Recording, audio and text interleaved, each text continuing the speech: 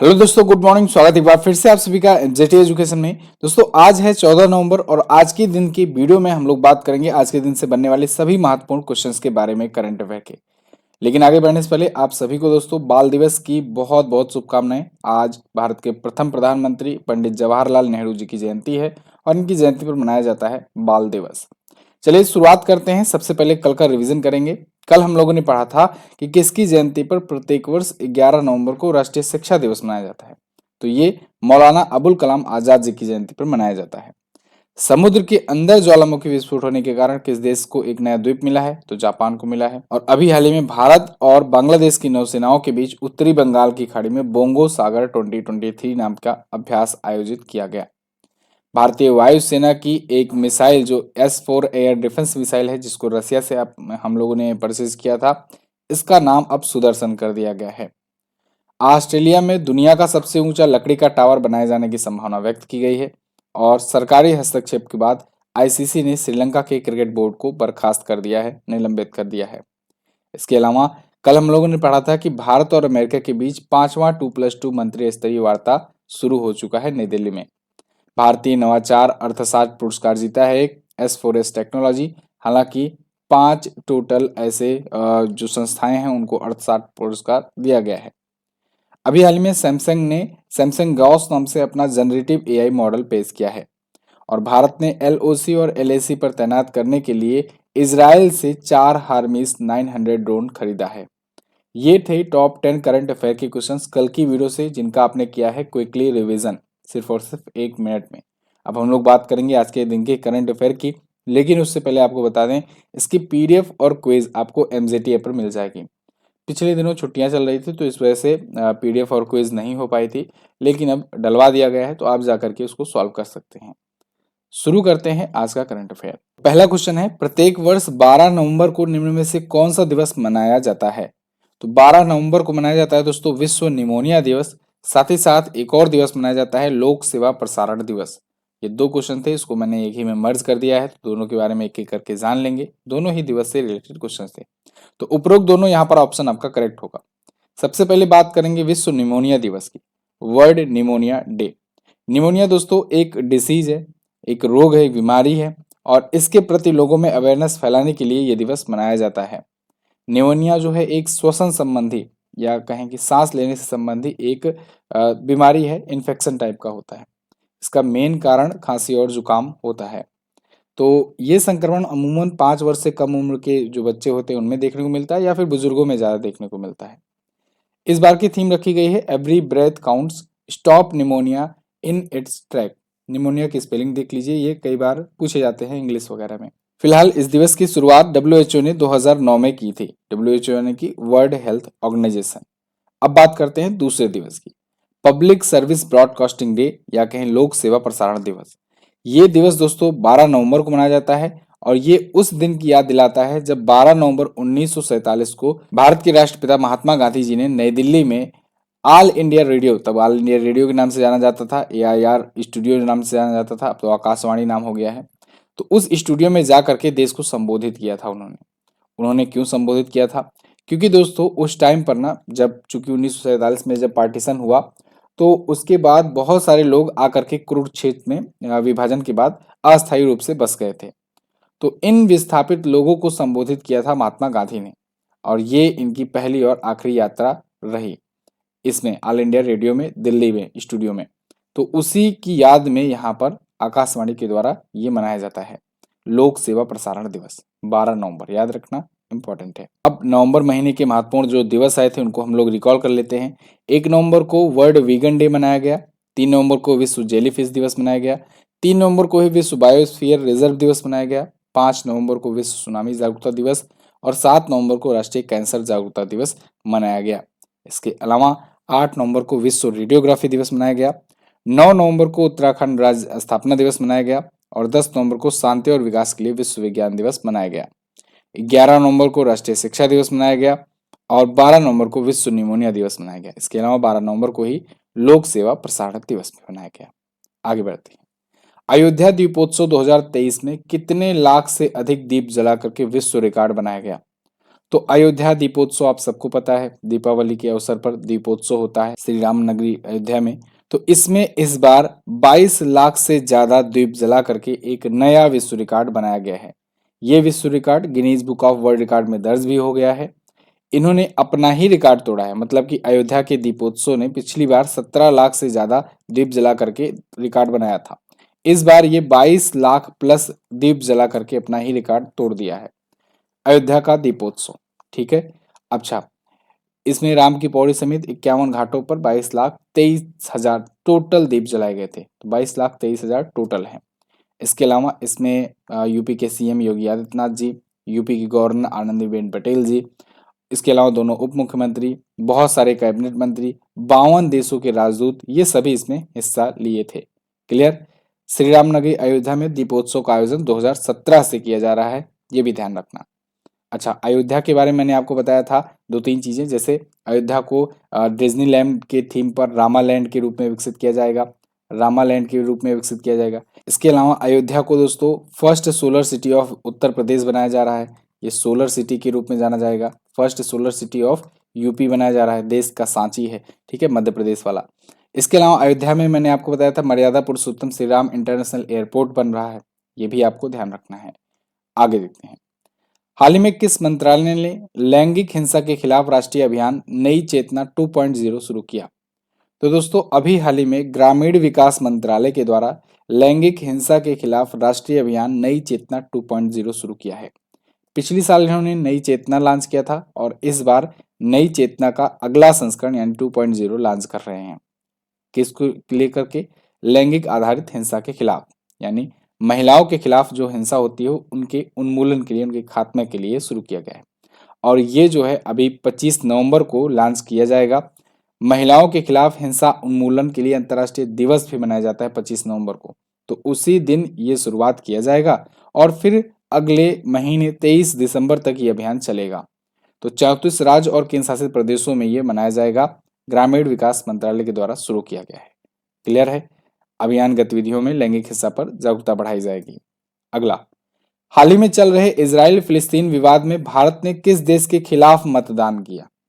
तो दोस्तों अभी हाल ही में जो यूएन में वोटिंग चलती रहती है, समय समय पर यूएन वाले वोटिंग ही कराते हैं कि कौन किसकी तरफ है, कौन किसकी तरफ नहीं है, बताओ। बस हम कुछ करेंगे नहीं, बस जानेंगे, न्यूज़ दे देंगे दुनिया भर को कि देखो ये देश जो है इनकी तरफ है, वो देश उनकी तरफ है, और यूएन का कोई काम नहीं होता है। फिलहाल इजराइल फिलिस्तीन विवाद पर अभी एक मामले में भारत ने इजराइल के खिलाफ वोटिंग किया है। अब चूंकि भारत ने ऐसा पहली बार किया है इसलिए ये न्यूज़ बनी है और इसलिए मैं आपको बता रहा हूँ। क्या है पूरा मामला, समझते हैं हम लोग। यहाँ पर अभी संयुक्त राष्ट्र ने एक प्रस्ताव पेश किया था जिसमें पूर्वी यरूशलेम सहित अधिकृत जो फिलिस्तीनी क्षेत्र है और कब्जा वाला जो सीरियाई गोलान है, इसमें इजराइल निपटान गतिविधियों की निंदा की गई थी। ध्यान से समझिएगा, अब इसमें ये मत समझ लेना कि भारत इजराइल के खिलाफ ही हो गया पूरी तरीके से। पूरी बात समझिए, उसके बाद आप डिसीजन पहुंचिएगा। इस वोटिंग में 145 देशों ने इसके पक्ष में वोट किया, मतलब कि जो यूएन का प्रस्ताव आया था कि इजराइल की निंदा करनी है, उसके पक्ष में 145 देशों ने वोट किया। 7 देशों ने इसके विरोध में वोट किया। 18 देशों ने अब्सटेन रहने का फैसला लिया, मतलब कि वो मतदान में भाग नहीं लिए, किसी के खिलाफ ना किसी के सपोर्ट में वोट किए। ठीक है। अब तक भारत भी यही रुख अपना रहा था, लेकिन इस बार भारत ने अपना स्टैंड क्लियर किया है और यहाँ पर इजराइल के खिलाफ मतदान किया है। इस मामले में, किस मामले में? सीरियाई गोलान में, सीरिया का गोलान क्षेत्र जो है वहां पर इजराइल जो अटैक कर रहा है, वहां पर इजराइल का जो निपटान की गतिविधियां हैं उसको लेकर के, और फिलिस्तीन क्षेत्र और उसके कब्जे वाले एरिया में जो इजराइल हमला कर रहा है, अटैक कर रहा है, उसको लेकर के। मतलब यहाँ पर ऐसा नहीं है कि हम लोग इजराइल को दुश्मन अपना बना लिए हैं या इजराइल के खिलाफ ही हो गए हैं, ऐसा कुछ नहीं है। यहाँ पर एक प्रस्ताव में किया गया है, बाकी प्रस्ताव में तो सपोर्ट में भी हो जाता है। दूसरी बात, अभी कल ही मैंने आपको बताया था कि अभी हार्मिस 900 ड्रोन की भी एक डील हुई है, तो हो सकता है कि दोनों एक साथ इसलिए किया गया हो कि देखो हम तुम्हारे साथ भी हैं, और प्लस बाकी फोन पर तो बात हो ही जाती है कि भाई देखो ये हमें करना पड़ेगा, क्योंकि अपना स्टैंड क्या है, अपन लोग क्या करते हैं, टू स्टेट पर भरोसा रखते हैं। ये जो टू स्टेट वाला जो डील है ना, मतलब टू स्टेट वाला जो सॉल्यूशन है, उसको भारत जो है एग्री करता है, मानता है। टू स्टेट वाली विवाद या फिर बाकी जो चीज़ें हैं, इसको सबको अगर जानना है, इसराइल फिलिस्तीन का विवाद कहाँ से शुरू है, ये सब अगर समझना है अच्छे तरीके से तो आप ये वीडियो देखिए जो मैं आपको कुछ दिन पहले बना करके दिया हुआ था, इजराइल वर्सेस फिलिस्तीन पर। ये वीडियो देखेंगे तो पूरा मामला आपको समझ में आ जाएगा, पूरा इतिहास से लेकर के आज तक का। फिलहाल आगे बढ़ते हैं। हाल ही में समान नागरिक संहिता अपनाने वाला पहला भारतीय राज्य कौन बना? तो दोस्तों ये बन गया है उत्तराखंड। उत्तराखंड पहला ऐसा राज्य बनने जा रहा है भारत का जो यूनिफॉर्म सिविल कोड को लागू करेगा। अब आप में से कुछ लोग कहोगे कि सर गोवा भी तो है, गोवा में भी तो यूनिफॉर्म सिविल कोड है। अभी मैं पूरा क्लियर कर देता हूँ। देखो, यूनिफॉर्म सिविल कोड यानी कि समान नागरिक संहिता अभी हाल ही में पुष्कर सिंह धामी जी ने अनाउंस किया है कि दिवाली के बाद ही वो एक विशेष सत्र बुलाएंगे, विधानसभा की बैठक कराएंगे और उसी में ये विधेयक लाएंगे। और इसके बाद जब ये पास हो जाएगा विधेयक, तब ये बन जाएगा वहां पर एक्ट। और जब ये एक्ट हो जाएगा तो ये बन जाएगा पहला राज्य समान नागरिक संहिता अपनाने वाला। इसके लिए यूनिफॉर्म सिविल कोड की कार्यान्वयन के लिए एक मसौदा रिपोर्ट बनाई गई है। ये मसौदा रिपोर्ट जो रिटायर्ड न्यायाधीश हैं रंजना देसाई, इनकी अध्यक्षता वाली एक पैनल ने तैयार किया हुआ है। तो ये बस अब लागू ही होने वाला है। अब गोवा वाली बात पर आते हैं। एक्चुअली में गोवा जो है ना, ये 1961 में पुर्तगालियों से आजाद कराया गया था। मतलब यहाँ पर आजादी के बाद भी 1961 तक पुर्तगाली रुके थे। तो वहां पर वो लोग ना पुर्तगाली नागरिक संहिता चला रहे थे। और जो पुर्तगाली नागरिक संहिता थी वो भी ऐसे ही थी कि समान नागरिक संहिता की जहां पर बात की जाती थी। तो गोवा उसे आज तक कंटिन्यू रखा हुआ है। इसलिए गोवा को कहते हैं कि आज के टाइम पर समान नागरिक संहिता रखने वाला एकमात्र राज्य है। लेकिन यहाँ पर बात की जा रही है कि समान नागरिक संहिता आप अपनाने वाला या कहें लागू करने वाला नया राज्य कह सकते हैं कि कौन बना है, तो वो है उत्तराखंड। गोवा में तो पहले से ही है और एक्चुअल में वो पुर्तगाली नागरिक संहिता कहें तो ज्यादा बेटर होगा। ठीक है, तो गोवा पूछा जाए तो गोवा में अभी लागू है, मतलब गोवा अपने पास रख रहा है। लेकिन वो ऐसा नहीं है कि नया बिल ला करके अपने यहाँ लागू किया है। तो नया बिल ला करके लागू करने वाला उत्तराखंड है। ठीक है जी। यूनिफॉर्म सिविल कोड होता क्या है, अगर आपको डिटेल में जानना है तो आप कमेंट करके बताइएगा, इस पर मैं आपको एक डिटेल वीडियो दे दूंगा। वैसे आप मोटा मोटा जान लो कि सभी के लिए एक समान नागरिक संहिता होगी, यूनिफॉर्म सिविल कोड। ठीक है, सभी के लिए समान कानून। उत्तराखंड के बारे में बात करें तो उत्तराखंड आप देखोगे यहाँ पर है। अभी उत्तराखंड स्थापना दिवस भी मनाया गया था 9 नवंबर को ही। ठीक है, 9 नवंबर को मनाया गया था। उत्तराखंड उत्तर प्रदेश से ही अलग हुआ था 9 नवंबर सन 2000 को 27वें राज्य के रूप में अलग हुआ था। देहरादून इसकी विंटर कैपिटल होती है और गैरसैंण इसकी समर कैपिटल होती है, यानी ग्रीष्मकालीन राजधानी होती है। पुष्कर सिंह धामी बीजेपी पार्टी से यहाँ के सीएम है। गवर्नर है लेफ्टिनेंट जनरल गुरमीत सिंह।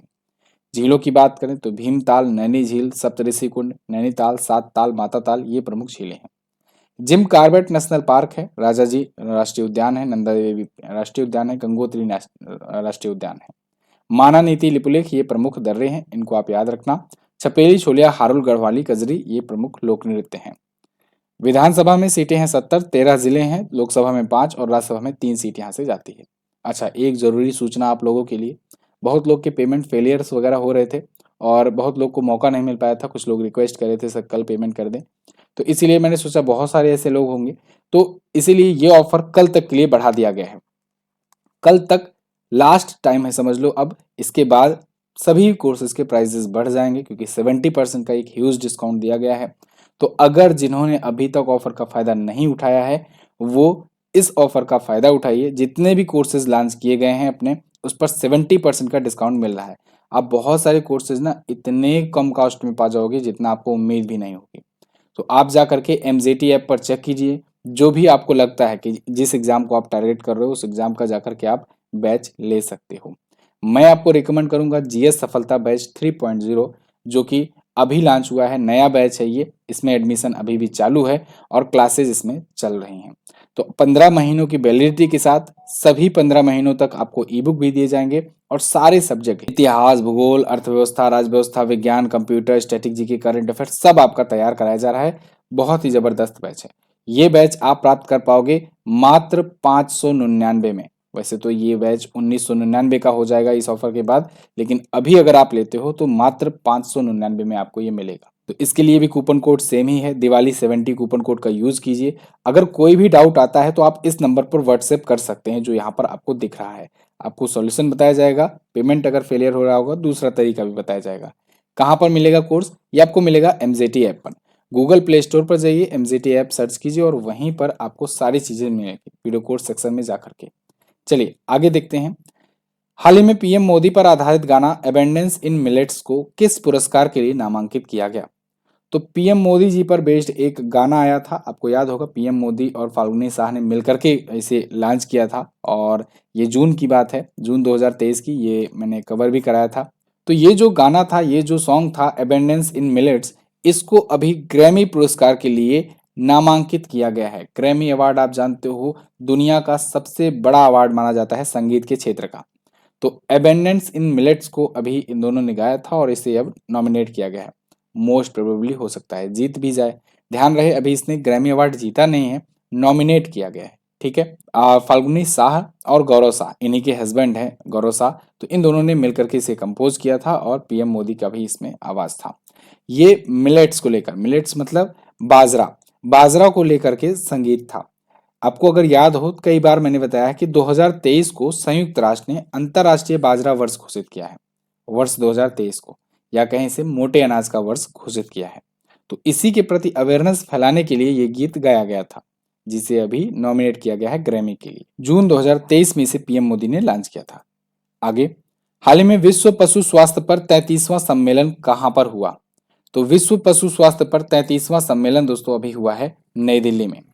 नई दिल्ली में अभी world conference on animal health हुआ है, मतलब कि पशुओं के स्वास्थ्य को लेकर के एक समिट हुआ है। बहुत सारे देशों ने इसमें हिस्सा भी लिया है। 13 से 16 नवंबर तक ये चल रहा है और अभी भी कंटिन्यू है। केंद्रीय मंत्री पुरुषोत्तम रूपाला जी ने इसका उद्घाटन किया हुआ है। इसमें 36 सदस्य देश और बहुत सारे संगठन हिस्सा ले रहे हैं। क्लियर? तो केंद्रीय मत्स्य पालन, पशुपालन और डेयरी मंत्री हैं पुरुषोत्तम रूपाला जी, इन्होंने ही इसका उद्घाटन किया है। पशुओं के हेल्थ को लेकर के है। अच्छा, अगर आपको याद हो तो मैंने आपको ए हेल्प सर्विस भी बताई थी, पशुओं को लेकर के है ए हेल्प सर्विस। ए हेल्प क्या था? ये एक ऐसा अभियान था जिसको शुरुआत में तो उत्तराखंड ने लॉन्च किया, बाद में केंद्र सरकार ने अलग अलग राज्यों में लॉन्च करना शुरू किया। तो इसके तहत होता क्या था, पशुओं की टैगिंग की जाती है, साथ ही साथ उनके लिए एम्बुलेंस की सुविधा की जाती है। मतलब एक पशुओं के लिए वन स्टॉप सॉल्यूशन है, बहुत सारे इसमें सॉल्यूशन प्रोवाइड किए जाते हैं, जनगणना वगैरह भी शामिल है। अगला, हाल ही में वार्षिक नौसेना शिक्षा सोसाइटी सम्मेलन 2023 कहां पर हुआ? एक और सम्मेलन, नौसेना शिक्षा सोसाइटी सम्मेलन अभी हाल ही में पोरबंदर में हुआ। पोरबंदर याद है ना, गुजरात में, गुजरात पोरबंदर। बताइए किस महापुरुष का जन्म हुआ था? आगे, एनुअल एनईएस कॉन्फ्रेंस था ये 2023, पोरबंदर में ये आयोजित हुआ, नौसेना का था।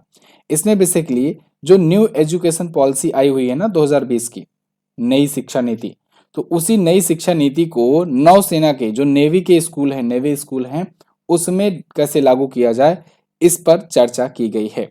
तो इसीलिए ये आयोजित किया गया था सम्मेलन और इसकी अध्यक्षता की वाइस एडमिरल कृष्णा स्वामीनाथन जी ने।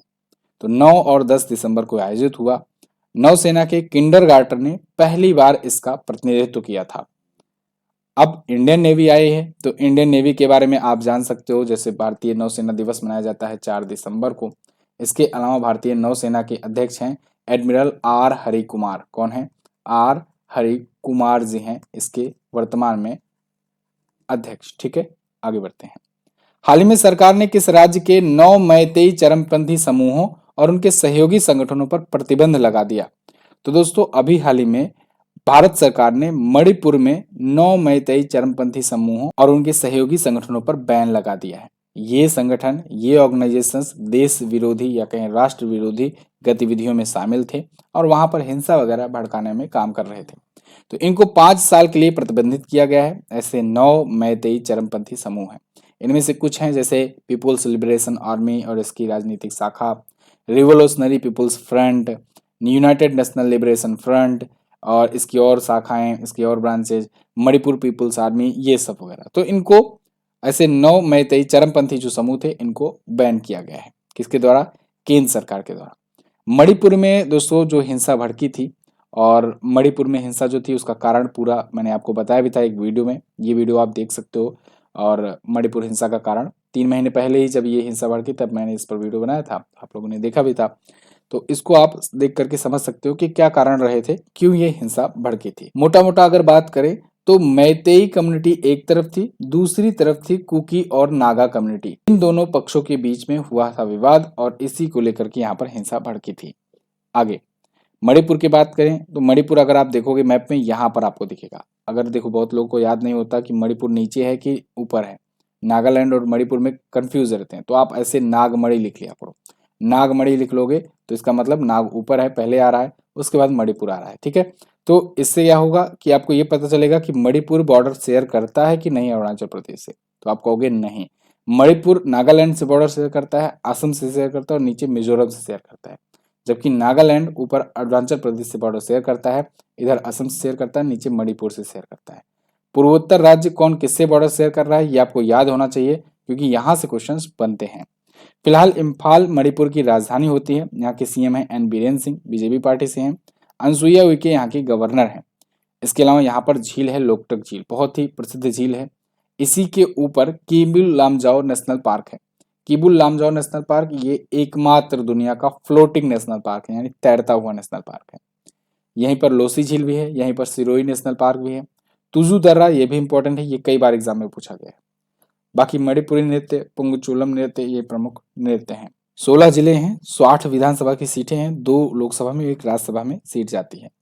अगला, हाल ही में विवादों में रही किस देश की गृह मंत्री सुएला ब्रेबरमैन को उनके पद से हटा दिया गया? तो दोस्तों सुएला ब्रेबरमैन ये ब्रिटेन की थी गृह मंत्री, यानी होम मिनिस्टर थी, होम सेक्रेटरी कह सकते हैं, वहां पर सेक्रेटरी कहा जाता है। तो इनको अभी हाल ही में इनके पद से हटा दिया गया है। ये है सुएला ब्रेबरमैन। देखो इसे ही कहते हैं असली यूज एंड थ्रो।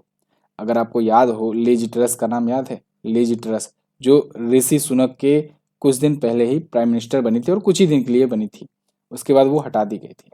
उनके भी कैबिनेट में ये शामिल थी और ऐसा आरोप लगता है ऋषि सुनक पर कि इनको प्लांट किया था वहां पर।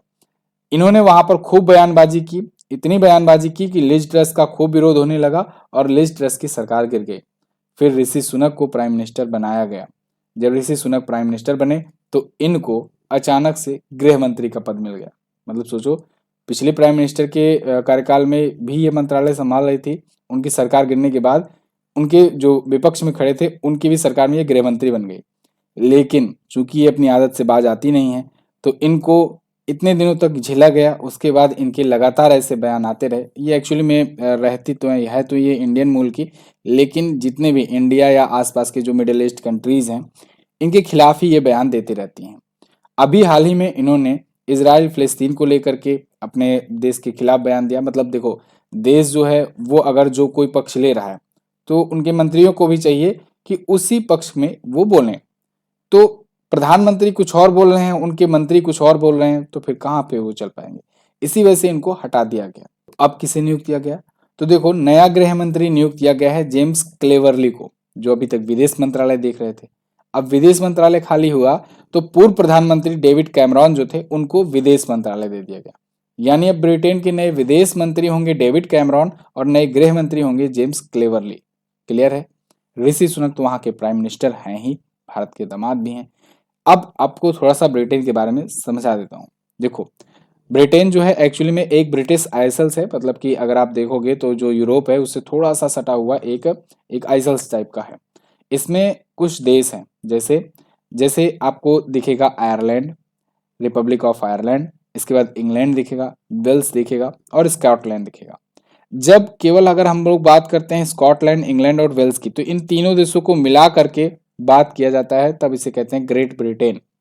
अब इसी में नॉर्दर्न आयरलैंड वाला हिस्सा अगर जोड़ लेते हैं, यानी कि इतना अगर बात करते हैं, तब इसे कहा जाता है यूनाइटेड किंगडम। और अगर पूरा का पूरा हम लोग आयरलैंड ले लेते हैं, रिपब्लिक ऑफ आयरलैंड भी ले लेते हैं, तब इसे कहा जाता है ब्रिटिश आइसल्स, यानी ब्रिटिश द्वीप। क्लियर है? अब ऐसा क्यों किया जाता है? एक्चुअली में ब्रिटेन और यूनाइटेड किंगडम कहे, इसका एक ही प्राइम मिनिस्टर होता है। इनके अलग अलग भी मिनिस्टर्स होते हैं, मतलब हेड होते हैं, लेकिन प्राइम मिनिस्टर एक ही माना जाता है। जैसे ब्रिटेन का प्रधानमंत्री कहा जाएगा ऋषि सुनक को। ठीक है, तो ये थे टॉप 10 करंट अफेयर के क्वेश्चन आज के दिन से। एक बार मैं फिर से कहूंगा कि लास्ट 2 दिन ही बचे हैं, आज और कल। ऑफर का आप फायदा उठाइए, डिस्काउंट 70% है। ई बुक्स अगर लेना चाहते हैं तो ई बुक्स पर 50% का डिस्काउंट है। हर एक महीने की हिंदी और इंग्लिश में ई बुक अवेलेबल है। इसके अलावा लास्ट 9 मंथ की भी ई बुक है, उसको भी आप ले सकते हो और इस पर 50% का डिस्काउंट है। प्रश्नोत्तर माध्यम में चैप्टर वाइज में डिटेल एक्सप्लेनेशन के साथ ई बुक्स आती है, उसको भी आप ले सकते हो। सारी चीज़ें मिलेंगी आपको एमजेटी ऐप पर। आप डेली फ्री वन लाइनर के लिए हमारे व्हाट्सएप चैनल को भी ज्वाइन कर सकते हैं, लिंक डिस्क्रिप्शन में मिलेगा। इसके अलावा एमजेटी एजुकेशन के टेलीग्राम चैनल को भी ज्वाइन कर सकते हैं पीडीएफ वगैरह के लिए। चलिए लास्ट डे के क्वेश्चंस की बात करते हैं। कल मैंने आपसे पूछा था आईसीसी महिला प्लेयर ऑफ द मंथ का अवार्ड अक्टूबर के लिए किसे मिला है, तो हेली मैथ्यूज को मिला है। वेस्ट इंडीज की ये कैप्टन है। सामान्य रूप से प्रत्येक वर्ष संसद के कितने सत्र होते हैं, तो 3 सत्र होते हैं। कौन कौन से? सबसे पहले आता है बजट सत्र, फिर आता है मानसून सत्र और उसके बाद लास्ट में शीतकालीन सत्र होता है। कभी कभी विशेष सत्र भी बुला लिया जाता है। आज आपको क्या बताना है? आज आपको बताना है स्वतंत्र भारत के पहले शिक्षा मंत्री कौन थे। बहुत ही आसान क्वेश्चन है, आप बता ले जाओगे। इसके अलावा निम्न में से किन 2 देशों के बीच सैन्य अभ्यास संप्रीति का आयोजन किया गया, तो ये भी आप बताइएगा। दोनों क्वेश्चंस के बारे में जो भी डिटेल्स आपको पता हो जरूर आंसर कीजिए। इसके अलावा एमजेटी ऐप डाउनलोड कीजिए आप लोग इसकी क्विज और पीडीएफ प्राप्त करने के लिए। मैं मिलूंगा आपसे अगले दिन की वीडियो में, तब तक के लिए नमस्कार, जय हिंद, वंदे मातरम।